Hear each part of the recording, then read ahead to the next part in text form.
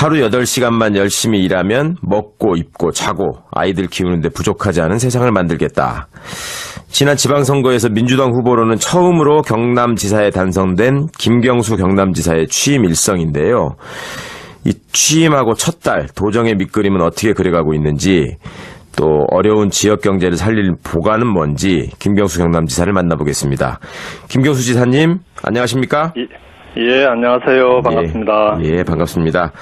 네. 벌써 취임하시고 20여일이 돼간다고 합니다. 참 시간 빠릅니다. 예. 네, 이게 지금 경상남도의 경우에는 전임 홍준표 지사가 그 꼼수 사태라고 비판을 받으면서 이 도지사를 공백 상태로 만드셨기 때문에 1년 3개월 동안이나 도지사가 없었잖아요. 그렇죠. 예. 이게 취임하면서 440일 정도 비어 있었어요. 아, 그렇군요. 그 공백을 메우느라고 또 다른 지사님보다도 더 유난히 바쁘셨겠어요? 어떻습니까? 뭐 다른 분들도 다 같이 바빴을 텐데요. 아무래도 이제 그동안에는 권한대행 체제로 운영이 되다 보니까 그러게요. 권한대행이 할 수 없는 일들이 있더라고요. 꼭 도지사만 할 수 있는 일들. 그런 건 다 공백으로 남아 있고. 네. 이제 그걸 좀 메꿔가고 있는 중입니다. 이게 그냥 경상남도에 지금 현안이 한두 가지가 아닐 텐데, 특히 이제 민생의 위기, 이거 후보 때부터 많이 강조하셨잖아요. 그러니까 이제 1순위 공약도 위기에 빠진 경남 경제를 살리겠다 이렇게 했었고, 이 경남 경제가 어떤 상황이고 가장 심각한 문제가 뭔지 좀 설명해 주셔야 될 것 같습니다. 지금 뭐 선거 때 다니면 제일 많이 들었던 얘기 중에 하나가 이제 경남이 좀 바뀌어야 된다라는 것하고, 일단 IMF 때보다 더 힘들다. 요즘 뭐 입에 달고 사시잖아요. 특히 자영업 하시는 분들은. 그렇죠. 근데 그게 지표로 보면은 확연히 드러나는 게, 경남이 2010년부터 8년째 경제 성장률이 전국 평균 경제 성장률보다 지금 8년째 계속 낮은 상태예요. 아, 그랬었습니까? 그다음에 2015년, 16년은 0.4%, 0.2% 그래요. 아이고. 이게 이제 제로 성장인 거죠. 진짜 심각했군요. 네. 예, 그래서 지금 같은 경우는 뭐 그제 통영, 고성, 창원, 진해 같은 이제 조선업 이 원래 이제 활발했던 지역은 거꾸로 고용위기, 산업위기 지역으로 지정이 돼 있기도 하고, 그러다 보니까 경남 경제 전체가 지금은 계속 내리막길을 걷고 있는 상황이라, 이걸 빨리 좀 바닥을 치고 반전시키지 않으면, 경남이 제조업이 전국적으로 제일 강한 곳인데, 경남의 제조업이 무너지면 대한민국 경제에도 지금 영향을 미칠 수 있는 거 아니냐. 그래서 정부랑 이 부분을 좀 함께 해결하자. 그러고 좀 협의를 하고 있는 중입니다. 예, 그 문제 때문에 이제 산업부 출신을 영입하셨군요. 부지사로. 네. 뭐 기재부 차관하셨던 분은 이제 경제혁신추진위원회 위원장으로 박문규 차관을 모셨고요. 방 차관님은 기재부 차관도 하셨지만 복지부 차관도 하시고 여러 부처를 다 경험을 하셔서 농림부에도 계셨더라고요. 그래서 좀 복잡한 경남 문제를 총괄해서 풀어나가시는 데는 적임이 있을 것 같아서 모셨고, 아무래도 이제 경남이 제조업이 강한 곳인데 제조업이 지금 위기에 빠지고 있으니까, 침체되고 있으니까 그 문제를 해결하려면 경제부지사를 새로 신설을 하고, 그 경제부지사로 이제 산자부에 계시는 혁신성장실장 문성욱 실장을 경제부지사로 지금 모시고 있는 중입니다. 네, 아직 취임은 안 하셨고 그분은. 네, 지금 절차를 받고 있습니다. 그럼 경상남도에는 정무부지사는 없는 거예요? 원래 정무부지사를 홍준표 지사께서 서부부지사로 서부청사 만들면서 서부부지사로 만들었는데, 그래서 사실은 서부부지사를 경제부지사로 전환하는 겁니다. 그런데 이제 서부 경남 지역 주민들은 또 서운해하실 수 있잖아요. 그러시겠네요. 근데 이제 이게 내용을 들여다 보니까 서부부지사 밑에 서부권 지역 본부장이 있는데 두 사람이 일이 똑같아요. 겹쳐요. 하나를 하는 게. 그래서 이 옥상옥인데다가 아예 서부부지사를 경제부지사로 전환한다고 발표하고 그날 오후에 진주에 있는 서부청사를 가서 그 서부 경남 문제는 서부 경남 출신인 도지사가 직접 챙기겠다. 이렇게 말씀을 드려서 실제로 서부 경남 문제가 서부 부지사 차원에서 다룰 수 있는 문제가 아니고요. 도지사가 직접 다뤄야 지금의 낙후 문제라든지 또 서부 경남의 발전 없이는 경남의 전체적인 발전이 어려우니까 이건 도지사가 직접 챙겨야 되는 문제다라고 생각합니다. 그럴 것 같습니다. 근데 외지 사람들은 서부 지사가 따로 있었다라는 말도 지금 처음 들어보는 것 같은데. 그러면 이제 실은 정치적인 고려가 있었던 거죠. 그 서부 부지사 출신이 이번에 진주시장이 되신 거예요. 아, 그런 거예요. 네. 그러면 그쪽에 청사가 있을 네. 거 아닙니까? 그렇죠. 진주의료원을 폐쇄한 그 자리에 서부청사라고 해서 세 개국이 들어가 있어요. 세 개국과 세 개 직속기관이 들어가 있어요. 그러면 우리 김경수 지사도 이제 서부청사에 정기적으로 출근을 하실 예정인가요? 그날 그러니까 경제부지사 전환 발표한 날 다녀왔고요. 네. 그다음에 이게 이제 이쪽 왔다 갔다 정기적으로 당연히 그렇게 해야 되는데 또 그렇게만 해가지고는 일이 제대로 안 되니까 여기 지금 영상회의 시스템이 있어요. 그래서 그렇죠. 주로 보고나 이런 건 영상회의를 통해서 받고 이제 그걸 활성화해야죠. 그렇겠네요. 네. 그 경남 의료원이 폐쇄된 자리에 지금 서부청사가 들어섰다고 하셨는데 그 예, 의료원 다시 살리는 문제도 굉장히 좀 중요하고 고민이 되시는 문제겠어요. 그렇죠. 근데 뭐 완전히 리모델링을 해서 사무실로 만들어놨기 때문에 그걸 또 다시 진주 의료원으로 다시 바꾸는 건 불가능하게 돼 있어요. 예. 그래서 또 그 위치 자체가 또 애초에 진주 의료원으로 있을 때도 시내에서 너무 좀 외진 곳에 동떨어진 곳에 멀리 떨어진 곳에 위치가 있어서 그것도 좀 불만이 많았던 곳이거든요. 그래서 마침 이번에 문재인 정부가 이제 출범할 때 국정기획 자문위에서 100대 국정과제 만들었잖아요. 네. 그 안에 그 지역 거점이 될 수 있는 혁신형 공공병원을 전국의 권역별로 이렇게 이제 만들겠다라는 국정과제로 들어가 있어요. 그런 내용이. 그래서 서부 경남의 혁신형 공공병원을 새롭게 신설하는 것으로 그렇게 해놓고 그걸 거점으로 서부 경남의 부족한 의료시설들을 의료 서비스 체계를 새로 만드는 걸 지금 추진하고 있는 중입니다. 알겠습니다. 이 취임 전에 보면은 이제 그 백팩을 메고 출근하는 당선자의 모습, 그 다음에 경남 인수위원회 성격인 새로운 경남위원회, 이게 이제 보도가 좀 됐었는데, 그때 홍준표 전 지사가 대표적인 치적이라고 지금 항상 자랑하고 있는 채무 제로 문제, 요 재정 정책은 바꿔야 된다, 이렇게 경남도청에 권고를 인수위가 했더라고요. 이 채무 제로 정책은 뭐가 문제였다고 보십니까? 처음에 시작은 좋았어요. 네. 그러니까 2013년도에 이제 채무가 그때는 전국에서 경남이 전체 예산 대비 제일 높았거든요, 비율이. 한 20%가 좀 넘었습니다. 네. 부채 비율이. 그래서 홍 지사께서 그걸 2017년까지 50% 수준으로 낮추겠다. 그렇게만 했으면 지금까지도 재정을 건전화시킨 도지사로 좀 칭송을 받으실 텐데, 이게 이제 2014년도에 그때 좀 이 수입이 좀 늘어나면서 4천억 가까이 갚으신 거예요. 전체 1조가 넘는 부채 중에서. 네.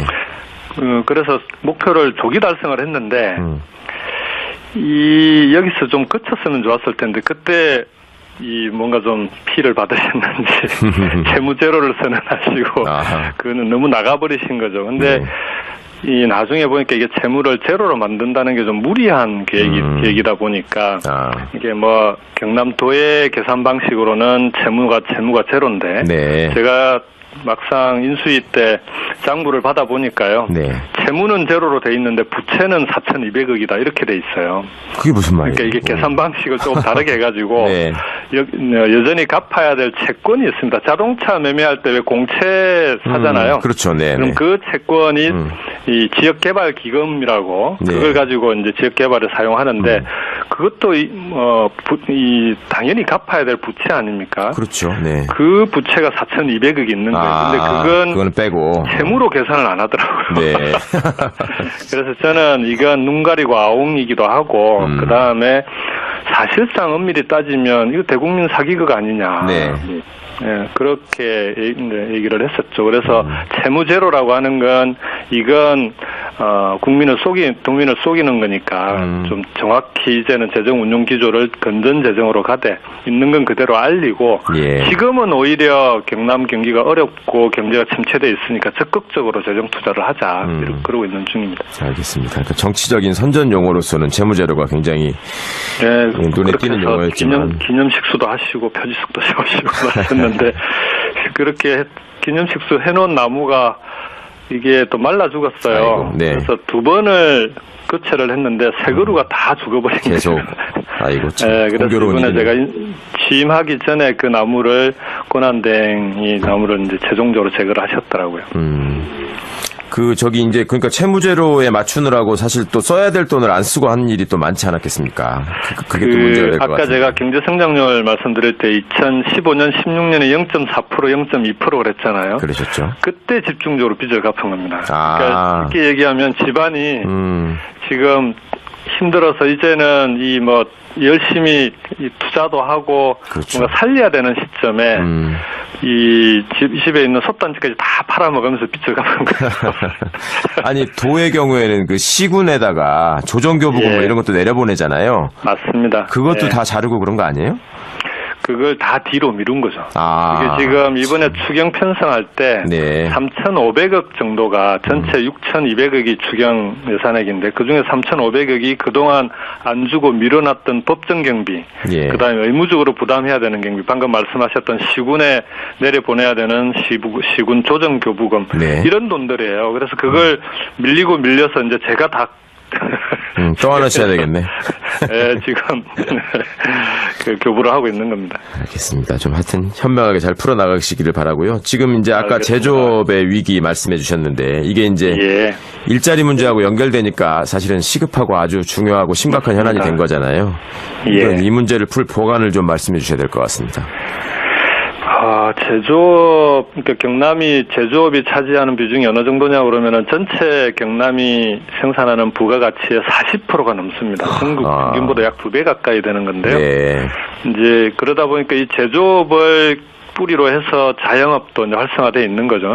자영업 비율도 전국 평균보다 한 7%가 높아요. 32% 정도 돼요. 그러다 보니까 제조업이 무너지면 경남 경제 전체가 얼어붙게 돼 있는 구조인데 이 이제 뿌리 같은 제조업이 지금 무너지고 있는 겁니다. 그러니까 경쟁력이나 생산성이 갈수록 떨어져 가고 있는데 그동안은 어떻게 왔냐 그러면 이 제조업에 집중적으로 투자를 해야 되는데 거꾸로 여기는 그냥 영양주사 하나 정도 놓고 나머지 이제 줄기나 나무로 치면 줄기나 열매 열리는 곳에 비료만 열매가 많이 열리는 비료만 주는 거예요. 그러다 보니까 열매 따먹으려고 신성장 산업, 미래성장 산업 육성한다고 그쪽에 투자를 하다 보니 기존 제조업들이 고사 상태로 가고 있는 거죠. 그래서 제가 선거 과정에 이제 약속을 했던 건 기존 전통적인 제조업을 살리겠다, 혁신하겠다.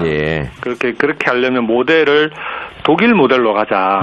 독일에 보면은 인더스트리 4.0이라고 4차 산업혁명하고 이제 연계된 제조업 부흥 모델이 있습니다. 지금 그게 성공적으로 지금 진행 중인데 제조업 공장들을 스마트화하는 거죠. 설비들 자동화하고 그다음에 그걸 무선 네트워크로 연결해서 실제 제조와 소비 서비스까지 종합적으로 빅데이터까지 연결되는 그런 제조업 혁신 모델이 있습니다. 그 모델을 경남에 시급하게 도입을 해야 된다.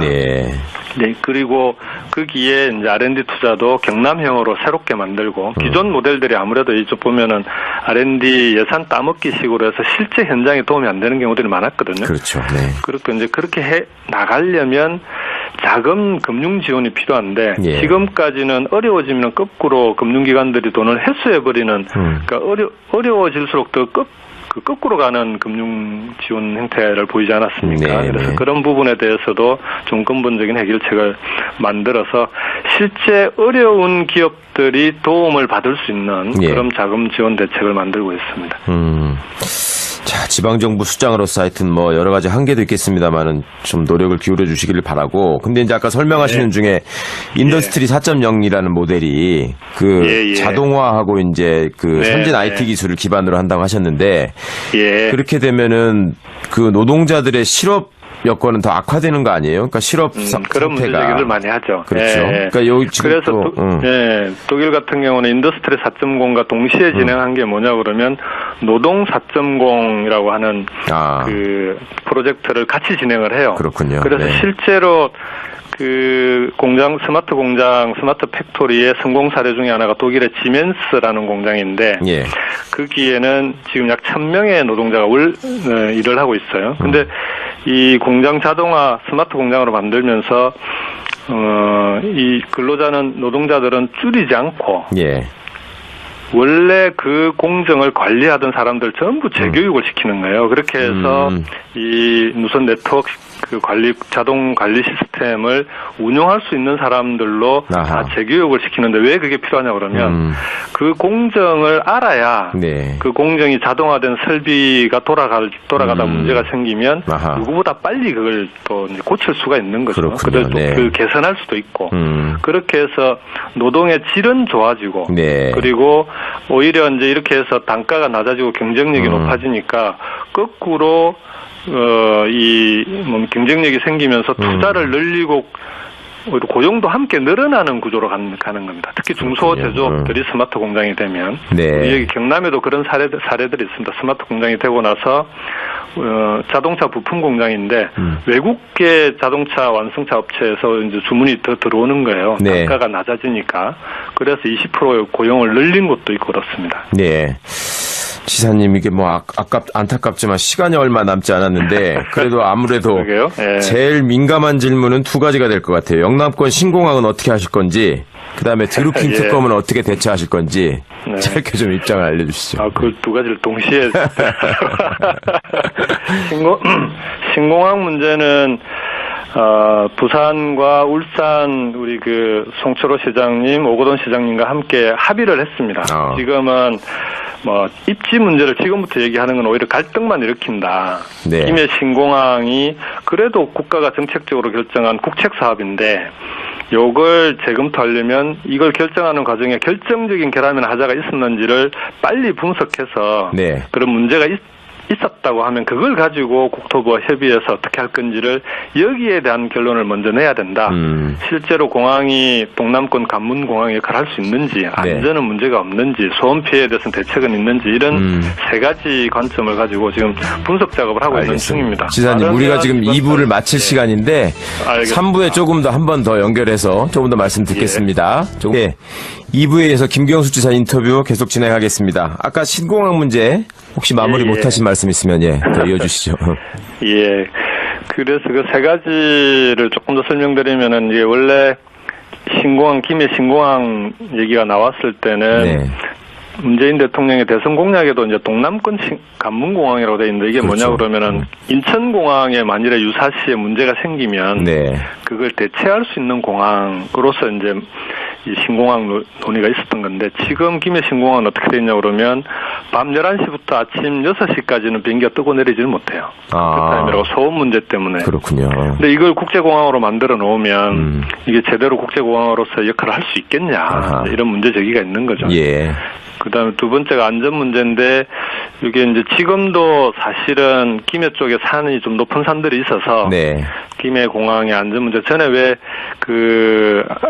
중국 민항기인가요? 그렇죠. 한번 걸렸었죠. 사고도 한번 있고 했었잖아요. 김해 공항에서 그게 이제 다 이 김해 쪽의 산 때문인데 처음에는 산을 안 깎아도 된다고 했었어요. 그랬다가 예비 타당성 조사할 때는 그때는 김해 쪽의 산을 3개를 깎아야 되는 걸로 나와 있더라고요.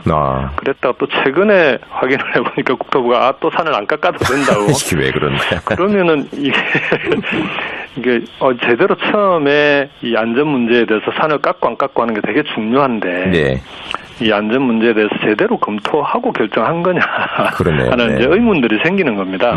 마지막에 이제 소음 피해인데 경남발전연구원에서 용역한 걸로는 김해 지역만 3만 3천 가구에 8만 6천 명이 소음 피해 대상이 된다는 거예요. 만약에 신공항으로 되게 되면. 그래서 이런 정도면은 이건 너무 심각한 거 아니냐. 그래서 이제 이런 각각의 문제에 대해서 좀 하나하나 좀 제대로 따져보자 그러고 있는 중입니다. 알겠습니다. 그래서 7월 말 정도의 결론이 나오면 그걸 가지고 국토부하고 협의를 들어가는 걸로 그렇게 하고 있습니다. 7월 말.